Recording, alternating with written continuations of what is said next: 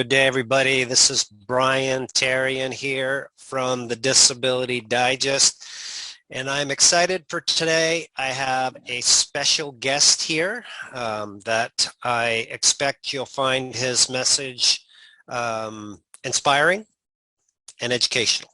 So Matt from Blind to Billionaire, it's his YouTube channel. It's here with us today. Welcome, Matt. Appreciate you taking the time.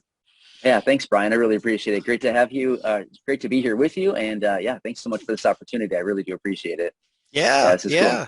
Yeah, for sure. So, and looking at the work that you've done, just for the listeners out there, you were a young man when you lost your vision, age 35. Yeah. Retinitis pigmentosa. How do I do with the pronunciation? It's perfect. Yep. It's great. All right. And what's intriguing to me, and I use YouTube and I've followed your work, is that although you're absent of vision, you certainly aren't missing in ambition, and you've done a great job and have a supervision and helping educate people about disability related issues that many of which I've learned from you. I don't cover in the work that I'm doing. So I thank you for doing that. And so for today, we're going to cover a few things. I want to hear about your story, and then hopefully you'll share with us a few nuggets of information for people out there that are maybe they're not disability recipients struggling with work, or they've been through and they've been approved, things that can help them get through the process. Maybe they can learn how to get started in their own business venture type thing. So that's what I have on tap today. Sound good? Perfect. Yeah, sounds great. Awesome. Yep. So let's start with this, Matt. Before you lost your vision, right? You had a career. What were you doing then? No. I've never really been necessarily in a career, needless to say.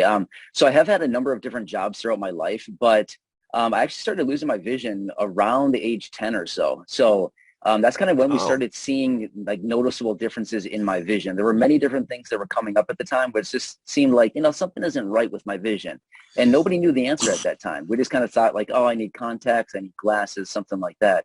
And then it took a variety of tests and many, many years to finally come up with a solution, or more like a diagnosis, to figure out what was actually going on with my vision. So, and that was actually at the age of 15. But my vision didn't really decline rapidly until maybe like mid-20s, late 20s. And then I'm in my kind of latest 30s now. So it's declined rapidly in the last, I want to say like 10 years or so. But no, I was just kind of doing random jobs. I never really was into like more of a career, I should say. I think my longest job was probably, I worked at a pharmacy as a pharmacy technician. I loved the job, but it became really difficult for me to do because I couldn't see the little bottles. I couldn't see things, stuff like that. So it more came out to be kind of like a risk, or maybe like a liability on the pharmacy. So I thought, you know what, this just isn't right for me anymore. So I ended up leaving that job, but I was there for almost 2 years doing that and kind of loved it. It was a really fun job. But yeah, pretty cool. So did this have an impact on like your whole learning process? Because, text and reading and absolutely. Yeah, it was pretty tough through high school and middle school, mostly through high school, because that's when my vision was declining more rapidly. And it made it hard to read when, we'd go to class and the teacher's like, okay, read 3 chapters tonight. I'm like, it takes me like an hour to read 2 pages. You know what I mean? There's no possible way. So it made it really unrealistic. And at the time, I did not know about any pieces of technology. And actually, realistically, this was also back in the early 2000s when there really wasn't a whole lot of technology out there at the time to help people who were losing vision. So I just kind of did what I could and kind of scraped through class and made it on the other side, surprisingly. Yeah. There's some tools now, but I'm sure it still takes an adjustment and a learning curve. And and that. So bring us forward from that period in your life to to the chapter, Matt, where you came up with the idea to start your YouTube channel, Blind to Billionaire. Hmm. What I'd like to learn, and for the audience out there, is what inspired you to do it. Walk us into the title, which I find fascinating. Yeah. Yeah. Sure. I'll try to make it quick 'cause it's kind of a long story, but I'll try to kind of buzz through it. So it was actually in like 2017. I spent a lot of years, a number of years, I was very lost. I had no clue what I was doing. I had gone to college, but I kind of just left that because it just wasn't working for me anymore. I had no idea what I was doing. I was kind of working on and off a little bit here and there. I was just very lost. Let's just put it that way. No Mm-hmm. clue what I was doing. So I'd spend a lot of time on YouTube just watching random videos about anything and everything. I was just trying to learn something, trying to kind of figure out who am I, what do I enjoy doing? And I was watching all these people on YouTube and I thought, this is kind of cool. How do you do this? And I was like, I want to start a channel. I had no idea why I thought of that idea. It was in late 2017, probably around November time. And for whatever reason, I had this great idea. I'm going to start a channel, which is so uncharacteristic for me because I'm like not the type of person to sit and talk a whole lot. I'm actually a pretty quiet person. So for me to think of this idea was really like out there for me. But anyway, it took me quite a few months to kind of get things arranged, more like making excuses is what it basically came down to. And then eventually in April of 2018, my wife and I were going on vacation, and it was actually April 2nd is the day we like made the channel essentially. And I said, before we like leave, so we're actually going on a cruise. And I said, before we leave the port, I'm going to have at least one video uploaded. So, I mean, literally, we're sitting in San Juan, Puerto Rico, sitting at the port on the ship. And I was like, it's like an hour before we sail. And I was like, I got to make a video. So we ran up to the top deck and I recorded like a 1:07 terrible video of me just saying basically like, hey, I'm going to start a channel. No clue what I'm going to talk about. And then I posted it and I got like 7 views. And I was like, this is nuts. I got 7 views. This is crazy. You know what I mean? So it was just like, I don't know. And it was all history from there because I got a little bit of momentum behind that. And I got excited about it. And I was literally just uploading videos about anything and everything, kind of getting a little bit more comfortable in front of the camera. It took me a very long time. But that's kind of how the whole thing started. And then over the course of the time, I started figuring out, like, what can I talk about? And I thought, well, what is something about me that I can talk about? And I thought, well, my vision loss story is kind of an interesting story. So I started talking Mm-hmm. about that. And the channel started growing. I started meeting a lot of really great people. And I just kind of made this commitment to be there as like an advocate / person that people could kind of lean on or talk to, or, you know, just kind of build a community with a bunch of people that could find my videos to be valuable. So that's kind of the whole starting of the channel. And then here we are, what, over 4 years later. And Yeah. With a yeah, massive audience. Yeah. yeah. So it's been a really Yeah. interesting journey. That's for sure. I Yeah. think I think 7 views for your first video is really Yeah. good. Yeah. I'm pretty sure it was my parents, you know what I mean? You know, that goes. Let's watch it again. We're proud of them. Yeah, right. Yeah, so So it's that pretty cool. was the channel name the same when you started? Was it Yeah, Blind to Billionaire? Okay. it's always All right. been the same. Yep, never changed it. Okay. And Yeah. and what's behind the title? Anything you can share with us? Yeah, I can give you, I'll try to, again, this is kind of a long story, but I'll try to kind of buzz through it quickly. So I actually just posted a video maybe like 2 weeks ago on my channel talking about this because I thought this might be a kind of interesting story to share. Hmm. So anyway, I don't know who the person is. It might be like Jay-Z or somebody like that. One of these, you know, rapper guys. He has a song talking about like rags to riches, right? Yep. So that's kind of like his thing. And I always was talking to my wife, and I've always had this, not always, let me take that back. It's been maybe like 2016 to 2017, around there. I came up with this pretty cool idea that I was like super sold on the idea. A very expensive project that I wanted to do, like $75 million is what I would need to start this thing. And then my wife and I were on a walk one day and I pointed at this farm field and I was like, right there, that's where I want to build my idea. And I was like, you know, we were talking about, I was getting super excited. And then my wife was like, what about like, you know, Jay-Z says rags to riches. What about blind to billionaire? And I was like, huh, I kind of like it. And that was in maybe like 2016, 2017, something like that. And we kind of just sat on that idea. And so then we went to go Hmm. to start the channel. We're like, hey, what about that blind to billionaire idea? So we kind of just ran with it and, you know, kind of stuck. So, Got it. I uh, like it. yeah, I yeah. like it. This might be a little off topic, but what is the project? Is that something you can share with Um, us? I don't want to share a whole lot of details about it because it's still something that I have up my sleeve that realistically, it's kind of like my life goal. Is something I really, Nice. really want to do. I can say this much. It's something that does not exist pretty much in this country, but something I guarantee you would be like a destination in itself. Um, Nice. I don't know. I have like a maybe like 28-page business plan and financials and stuff like that all written up for it. Yep. Um, so Yep. obviously I haven't gone out and tried to like raise money or anything like that, but Yeah. it's Yeah. a really cool project that's very kind of special to me. And it is ultimately something I still want to do. Whether I actually do or not, who knows? But I don't know. Right. I thought it'd be really cool to actually work on it.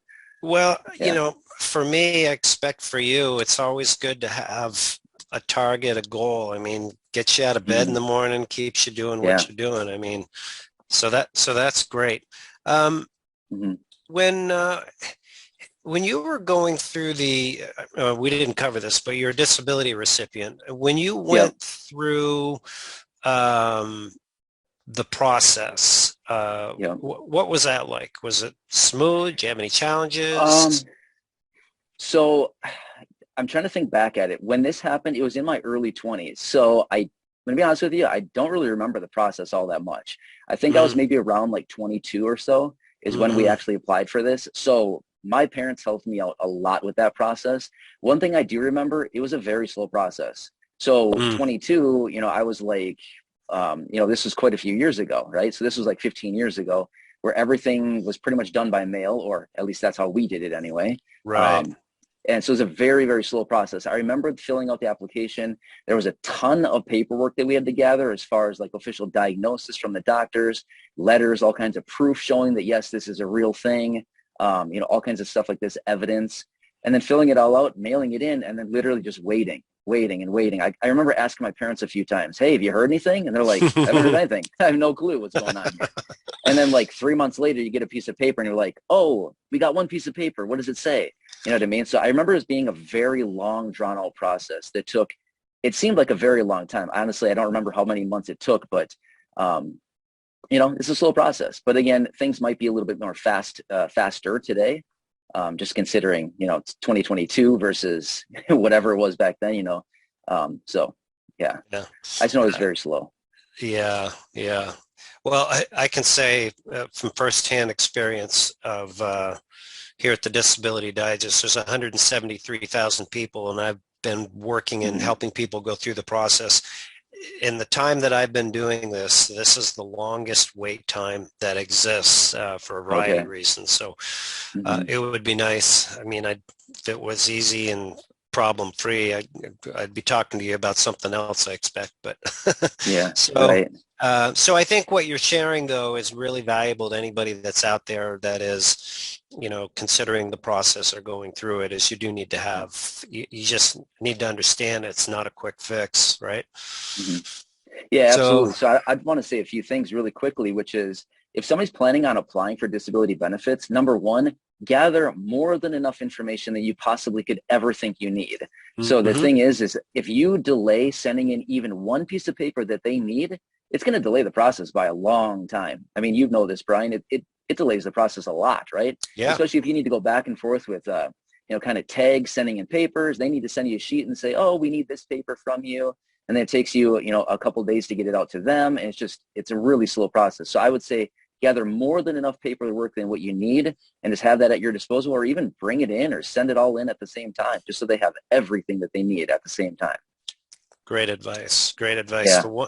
The one thing that I'll just put on there is not only Hmm. send in the information, but be prepared throughout the process to address Yeah. information and return it back in. I've countless people Hmm. I've seen, they were given 10 days to fill out forms and return them.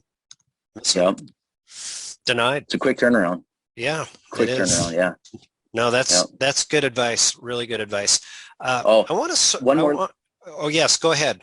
I was gonna say one more little piece here. I've made this mistake too. I just want to, hopefully this will help people. Never ever send well, what I should say is if you're going to send the originals of any type of paperwork in, make copies. So I've Copies. made that mistake before too, is I send in the original and think, uh-oh, I didn't make a copy. I don't have that. If it gets lost in the mail, I'm out. You know what I mean? Right. So, Right. it's anyway, I just want to throw that out there as well. It's a very important point. Yeah. Yeah. I hear you. As a matter of fact, Yeah. Social Security has my birth date wrong. I don't know what date it Okay. is. So Yep. it requires me to send in either my passport or my license. And I'm like, Okay. you're kidding me. So I'm going to Right. wait, make an appointment and physically go in there because I Yeah. mean, it's just, you don't know. It's just not it's a Hmm. challenging environment. Yep. I want to just go back to your channel for a minute, not just a Okay. minute. Uh, and, and here's, maybe you see this with your audience, but at the Disability Digest, a lot of people are really struggling with, we've have this inflation's going up and there was a bump in everybody's check and they'll probably get another one, but it's not gonna make a huge difference. So people are Yep. really looking at what is it that they can do to supplement their income, which as a disability recipient, you can supplement your disability and keep your benefits. All that information is on my channel. I expect Hmm. it is on Matt's as well. So Yeah. what advice do you have for somebody that is like, oh, all right, like kind of like you went through it. Like, what am I going Hmm. to do? Right? Yeah. Yeah. So first off, what I would say to anybody is, trying to find work or get extra income as a disability recipient or somebody who's just disabled. It's tough.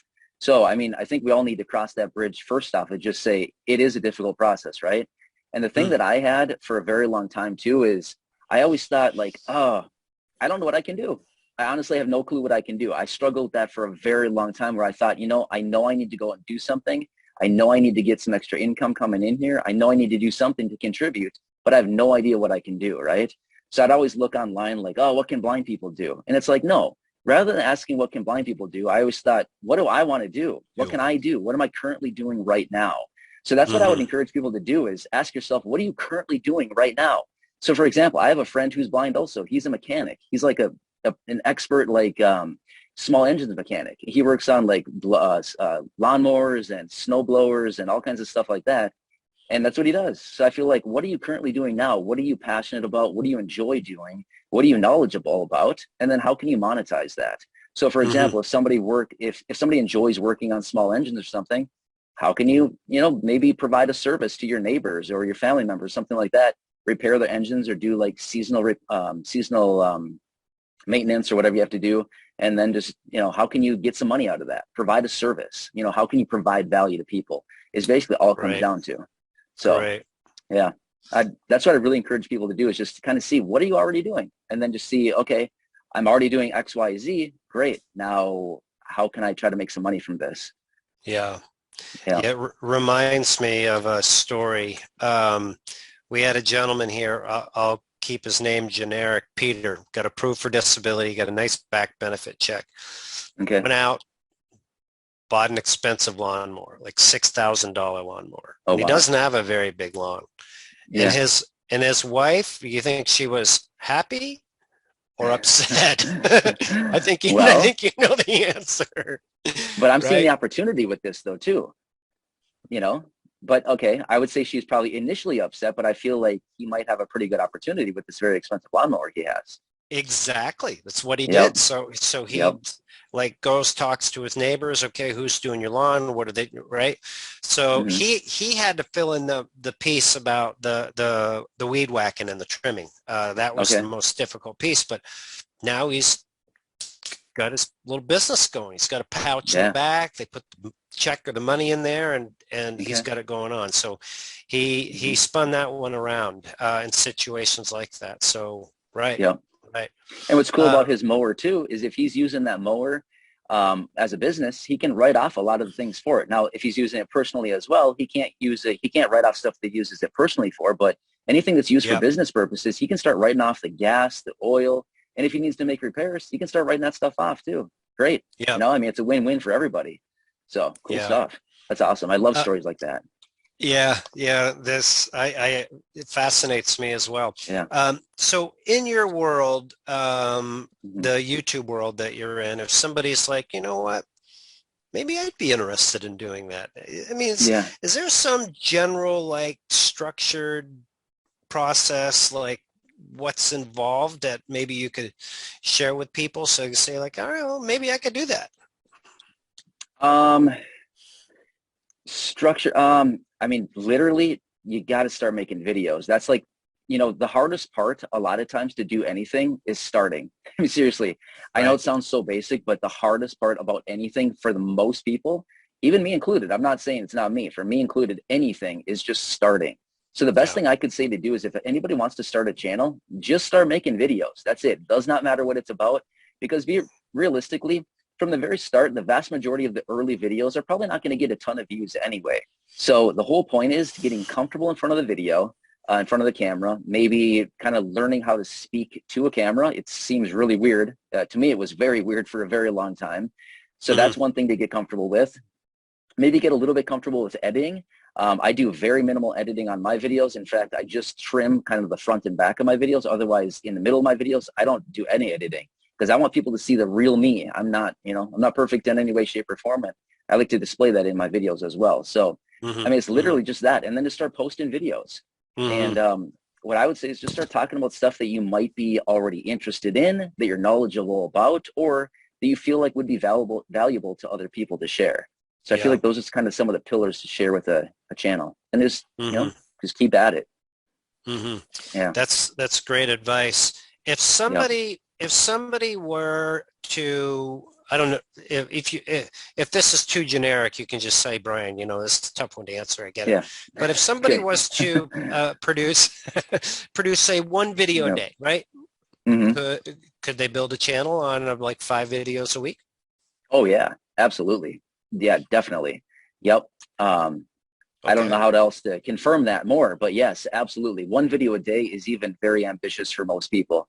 I would say the vast majority of channels out there maybe do like 2, 3 videos a week.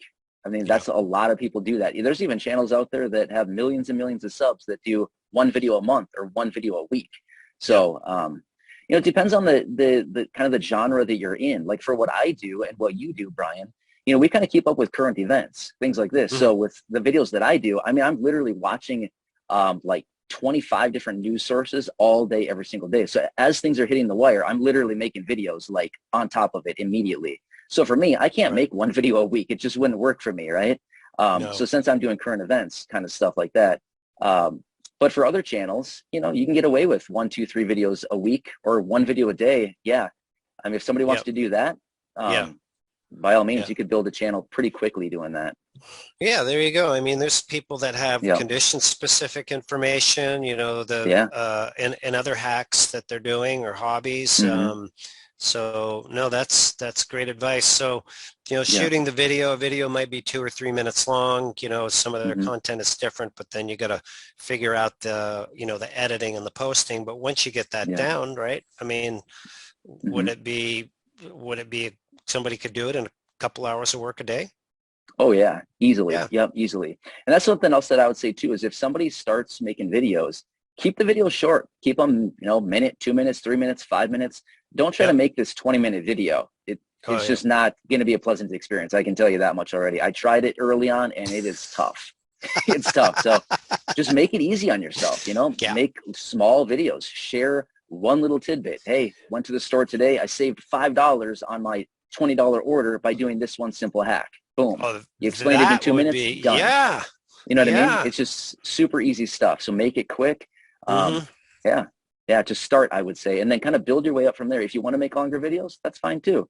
Yeah. Otherwise, there's plenty of channels out there that just focus on 1 and 2 minute videos. That's Hmm. fine too. Hmm. Yeah. Nothing wrong with that at all. Now, on Yeah. on the videos that have been made, like as I'm in a moment here, I'm going to direct people how they can learn more about your work. But if they come Sure. over and they follow this great work that you're doing, like what Mhm. are some of the top things that your or videos that they can they would learn, people would be up to date on? So, well, first off, I want to say this much before I talk about that, which is, if people are looking for information on disability benefits or Social Security, stuff like that, I first off want to say, Brian, your channel right here is amazing. I mean, this is a great resource right here as well. So if somebody's looking for this type of information and they haven't gone through your entire video library, first off, I'd say, hey, check out your video library too, because you have some really, really good resources here. I've looked through a Mm, bunch of your videos. I've watched a number of your videos, and you have some really good stuff here. So number one, I'd say, by all means, you got this library right here. Check out Brian's right here on this channel as well. So, but that's a great resource. But as far as my channel goes, I do follow kind of current events. I watch things very closely all day, every single day. So I'm kind of, I post number of videos, like 4 videos a day, simply because things are changing so rapidly. Right. And I kind of boil everything down into those videos. But I do also like to make just kind of general Social Security and SSDI and SSI type videos as well, just so that anybody that may be looking for this information can come across it and kind of find it on my channel. So I try to kind of, I like to cover multiple different bases. But simply to say like any one particular video, I don't really know if I'd have like a specific set of videos, anything like that, but I do have a Social Security playlist, which has, I don't know, hundreds of videos within it. So, if somebody wanted to find information on that topic, they could certainly scroll through that and just kind of choose whatever ones they see fit. Yeah. If that kind of answers your question. No, it very much does. I mean, you're at to summarize. I mean, you are following the news intensely, right? Yeah. And if people can come to you, they can definitely stay up to date. And one little nuance or change in the news can impact somebody's benefits. Oh yeah. And I thank you for the comment on the work that we do here. I'd say we're more of the how-to side of it.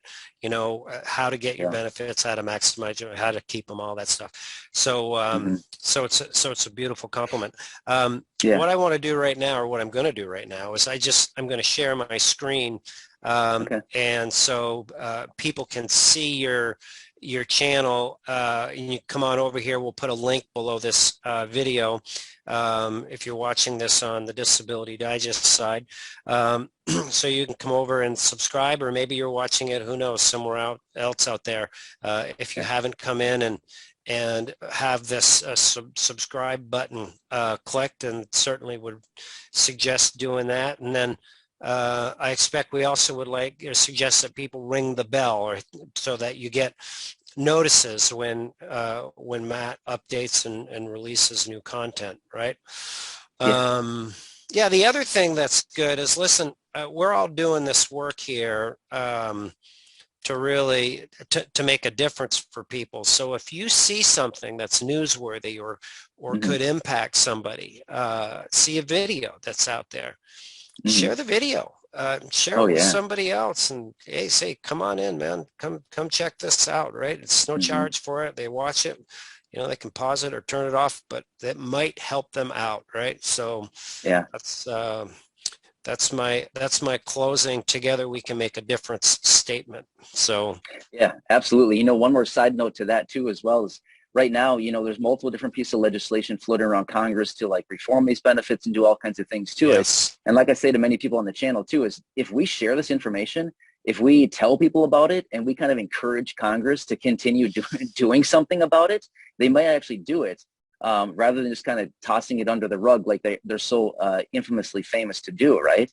So I don't know. I just feel like the more that we can talk about this, the more that we can encourage Congress to do something would be better, because there's a lot of people out there right now who are saying, these little benefits that I'm getting right now are just simply not cutting it. I need something.